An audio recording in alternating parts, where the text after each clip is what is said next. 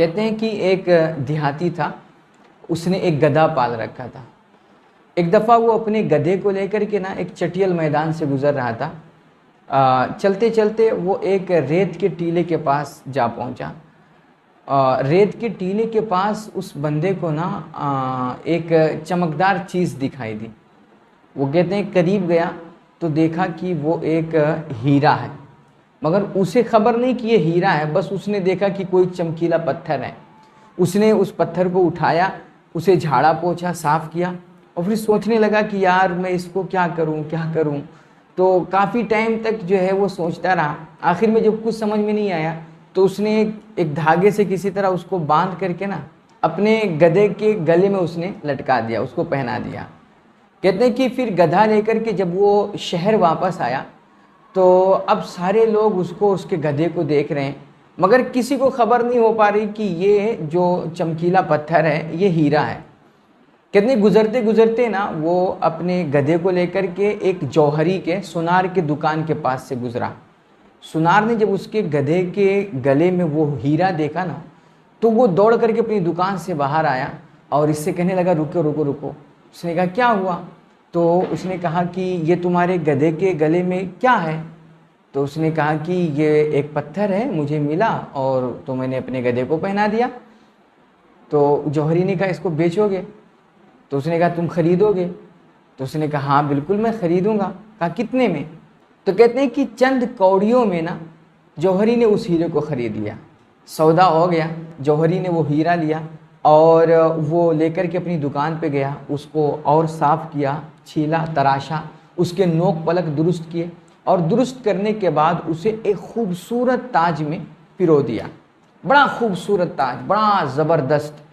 کہتے ہیں پھر وہ تاج سجا سما کر کے وہ جوہری وقت کی ملکہ کے پاس لے کر کے گیا، رانی کے پاس۔ رانی نے جب اس تاج کو دیکھا تو وہ بہت خوش ہوئی، بہت اس کو پسند آیا۔ پھر کہتے ہیں جوہری نے وہ تاج ملکہ کی خدمت میں پیش کیا۔ ملکہ بہت خوش ہوئی اور اس نے کہا کہ بتاؤ تمہیں کیا چاہیے، مانگو جو مانگنا ہے۔ تو جوہری نے کہا کہ آپ اپنی شان کے مطابق مجھے عطا کریں۔ اب ملکہ نے کہا کہ دیکھو مجھے آپ کا یہ تاج بہت پسند آیا ہے اور میری سلطنت کا وہ فلانا ایریا جو ہے وہ سب سے خوبصورت ایریا ہے، سب سے اچھا علاقہ ہے۔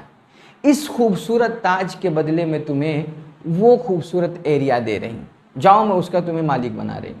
کہتے ہیں ایگریمنٹ ہوا، سائن ہوا، مہر دستخط ہو کر کے یہ بندہ، یہ جوہری اس خوبصورت ایریا کا مالک بن گیا اور وہ خوبصورت تاج ملکہ کے سر پر۔ کہتے ہیں کہ جوہری نے ملکہ کے سر پر وہ خوبصورت تاج دیکھ کر کے ہلکا سا تبسم کیا اور مسکرا کے اس نے ایک جملہ کہا کہ چیز کو وہیں پہنچنا ہوتا ہے جس کے لیے وہ بنی ہوتی ہے۔ سر یہ سارا پروسیس گدھے کے گلے میں ڈلنے سے لے کر کے چلتے چلتے آخر میں اس کے اصل حقدار تک پہنچنے تک، سر تمہاری قسمت میں جو چیز لکھی ہوئی ہے جو تمہارے لیے اللہ نے بنائی ہے، وہ چلتے چلتے کہیں نہ کہیں سے آپ تک پہنچ ہی جائے گا۔ آپ کو فکر کرنے کی ضرورت نہیں ہے۔ کہتے ہیں آپ کے حصے کی چیز کو کہیں ضائع نہیں جانے والی ہے، وہ آپ کو مل کر کے ہی رہے گی، مگر جو آپ کے مقدر میں نہیں ہے آپ لاکھ جتن کر لیں، لاکھ کوششیں کر لیں، لاکھ ہاتھ پیر چلا لیں، اس کا ایک قطرہ بھی آپ کو ملنے والا نہیں، ذرہ برابر بھی اس کا کوئی حصہ آپ کو ہاتھ نہیں آنے والا۔ تو میرے بھائی جو ہماری تقدیر میں ہے وہ ہر حال میں ہمیں مل کر کے رہیں گی۔ جب ہمارا یہ ایمان ہے، ہمارا یہ عقیدہ ہے، جب ہم یہ مانتے ہیں کہ ہمارے حصے کی چیز کہیں ضائع جانے والی نہیں ہے، وہ ہمیں ہر حال میں مل کر کے رہے گی، تو پھر یہ چوریاں کیوں، یہ 2 نمبر دھندے کیوں، یہ جھوٹ کیوں، یہ ڈاکے کیوں، یہ کسی کو دھوکہ کیوں؟ میرے بھائی جب ہمارے حصے کی چیز، ہمارے حصے کا رزق ہمیں مل کر کے ہی رہنا ہے تو پھر یہ غلط طریقہ کیوں اسے حاصل کرنے کا؟